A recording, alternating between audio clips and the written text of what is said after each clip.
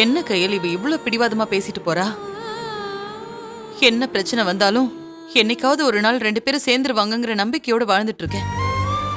இவ என்னடானா அவங்களுக்குள்ள எல்லாம் முடிஞ்சிருச்சு, இதுக்கப்புறம் ஒட்டும் இல்ல உறவும் இல்லைங்கிற மாதிரி பேசிட்டு போறா.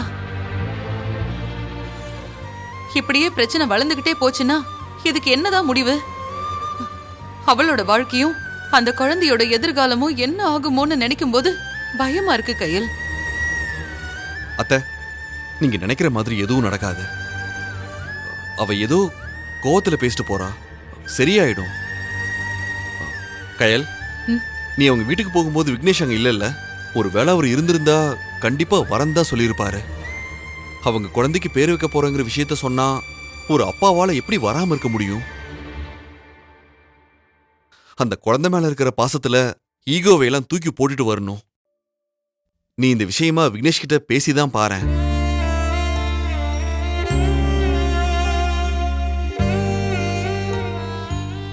ஆமா அண்ணி, அண்ணன் சொல்றது எனக்கு சரின்னு தோணுது. கண்டிப்பா இந்த விஷயத்துல என்ன வரமாட்டான்னு சொல்ல மாட்டான்.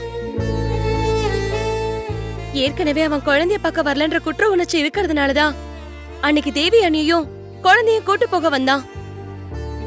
அப்படி இருக்கும்போது இப்ப அவனோட குழந்தைக்கு பேர் வைக்கணும்னு சொன்னா கண்டிப்பா வரமாட்டேன்னு சொல்ல மாட்டான் அண்ணி. ஒரு தடவை நீங்க கால் பண்ணி பாருங்களேன்.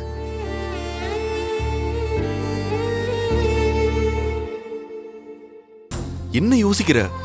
அவருக்கு ஃபோன் பண்ணு. நாளைக்கு பேர் வைக்கிற ஃபங்க்ஷன்ல அவங்க 2 பேரும் ஒன்னா நின்னாலே போதும், எல்லா பிரச்சனையுமே சரியாயிடும்.